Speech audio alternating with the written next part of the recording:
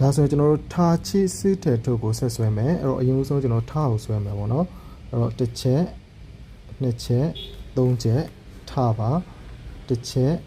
နှစ်ချက်သုံးချက်ထား1 2 3ထားချီရကြတော့1 2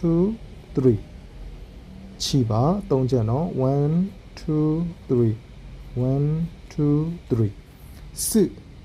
ရကြတော့1 2 3အပေါ်ကနေဖြတ်မယ်နော်ခုနကကျွန်တော်တို့ရှိနဲ့မတူဘူးနော်1 2 3 1 2 3စစ်ပြီးသွားရင်ထက်ရကြတော့1 2 3 1 2 3 1